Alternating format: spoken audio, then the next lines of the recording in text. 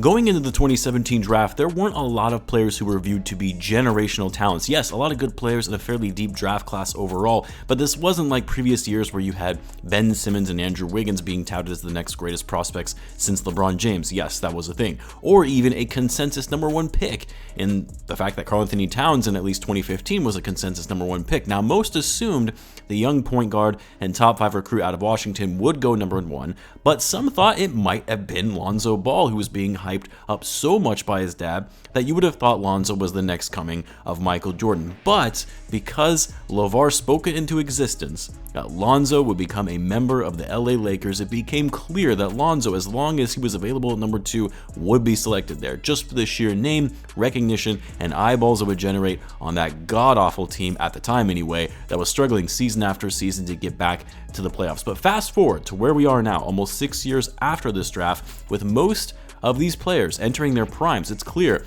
teams likely would have done things a little differently. And in this video, continuing in the redraft series of the past 10 years, we're going to be featuring the 2017 draft class and how teams would have gone about drafting today, knowing what they know now. If you're new to the channel and you enjoy the content, feel free to subscribe and hit that notification bell. This channel just hit 3 months since its inception, and appreciate all of you for the support on the channel over the past few months. About 93% of you are not subscribed to the channel, so if you like the content, do me a favor and hit that subscribe button. Now, with the number 1 overall pick, the Philadelphia 76ers, who initially had the number 3 pick, traded up in the draft for that number 1 spot, giving them the number 1 pick in back-to-back seasons, and getting this pick was a continuation of their building of the process in which they tanked multiple seasons to build through the draft by landing franchise-level players. And with that number 1 pick, they took Markelle Fultz, which right away quickly became a mistake. You see, Fultz had injured his shoulder prior to coming into the NBA and subsequently forgot how to shoot as a result of it, with his efficiency dipping massively as a result, and also barely playing his whole rookie season. Fultz never really regained his confidence in his time with the Sixers, suffering from other injuries as well, was too afraid to shoot threes, a common theme among Sixers draft selections, and after just 2 seasons, the Sixers decided to call it quits and trade Fultz to the Magic, who has actually looked solid for the Magic despite still being in and out of the lineup due to injuries. But I think we can all agree Fultz was not worth the number 1 overall pick in that draft, especially when you see some of the guys who went after him. Instead, the Sixers are going to select Jayson Tatum 1st overall, which they might have been able to do had they just held on to that number 3 pick in the first place. However, it's been said Ainge always had his eye on Tatum, but knowing he was not projected to go number 1, I should say, he decided to make the trade down just a couple spots in the event to be able to draft Jayson Tatum. So who knows, maybe the Celtics, even had they remained number 1, likely would have taken Tatum anyway. But either way, the Sixers are taking Jayson Tatum here, which is pretty obvious when you look at the rest of this draft class and how they have done since entering the league. He's the only player, thus far anyway, that has been selected to an All-NBA team, which he's already done twice, one of which he was selected to a first-team All-NBA. He's also finished top 6 in MVP voting already in his career, and yet again is another candidate for MVP this season. One of the best and most versatile scorers in the game, and by far and away leads his class in most advanced metrics when you look at win shares, box plus minus, and value over replacement player, as well as being the most efficient player from a player efficiency rating. With the 2nd pick in the 2017 draft, this is where the Lakers decided to go the most Hollywood route they could and take Lonzo Ball. And don't get me wrong, that's not a slap to Lonzo Ball, because as many of you know, I'm a Bulls fan and I love Lonzo and everything he brings to the table and just how impactful and underrated he is for the Bulls roster if he could only stay healthy.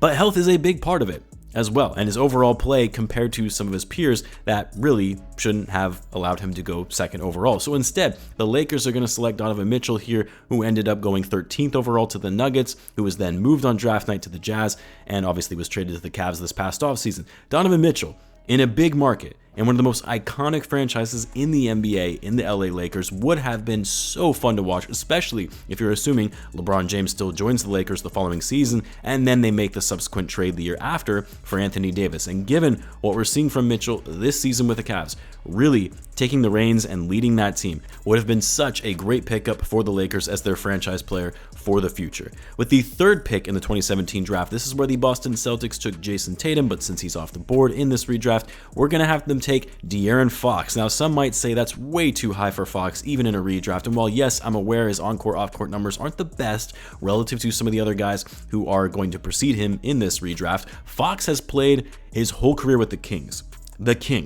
who have never been good at developing young players, and 2, they don't know how to build around quality young players as well. And Fox is actually a very good player. I think he should finally make an all-star team this year with the way that he's been playing, and the fact that the Kings are finally looking to end that playoff drought after so many seasons. 24 points per game on 50% shooting. He's also improving his three-point shooting as well. His passing has gotten better, so I like the selection for the Celtics, given Tatum isn't available at number 3.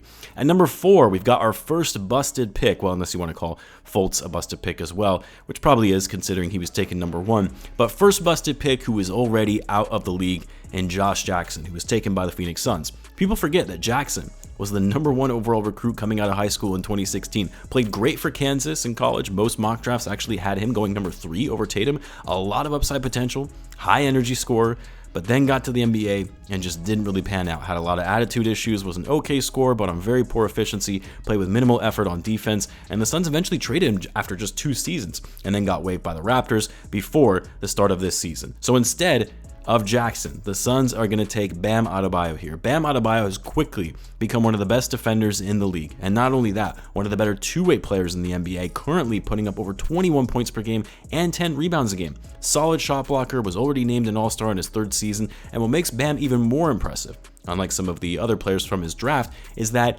he has a huge impact on winning. The Heat have gone to the finals and conference finals in his time in the league, and he was arguably the team's 2nd best player in both of those runs. And thinking about a combination of Devin Booker and Bam on the Suns, that sounds incredible. With the 5th pick, this is where the Kings took De'Aaron Fox, one of the few better lottery picks in their franchise history. But since Fox was taken 3rd overall, the Kings are going to take Jarrett Allen here instead. Jarrett Allen is another one of these few players from his class that has already made an all-star team, albeit one in which he was selected as an alternate due to injuries. But for Allen, I'm having the Kings take him here also for the future potential. That's the other thing you have to factor in when doing redrafts that are still so soon after the draft, is you have to keep in mind a player's potential to break out and be something special later on. For example, I'm sure Lauri Markkanen wouldn't have even been in most people's top 10s in a redraft last season, but this year, seeing him break out in the way that he has been for the Jazz, yeah, you're probably going to have him much higher. Anyway, off topic from Allen, but Jarrett Allen, who maybe isn't putting up the scoring numbers we saw last season now that Donovan Mitchell has joined the team, he's still one of the highest in that class in terms of box plus minus, and one of the more efficient players from the draft when you look at his finishing ability, rebounding, and shot blocking. And although I wouldn't want to see Allen in a Kings uniform because I really like his game,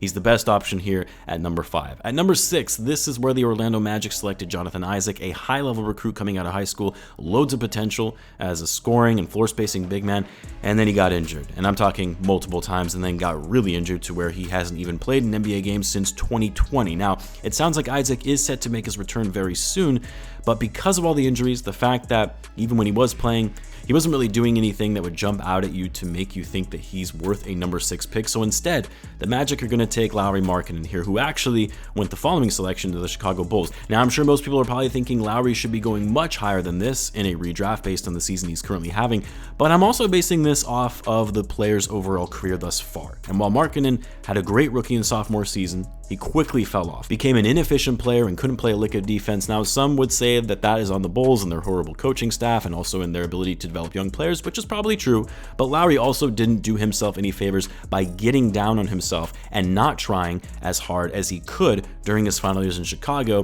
and even in the seasons in Cleveland, the one season in Cleveland, I should say.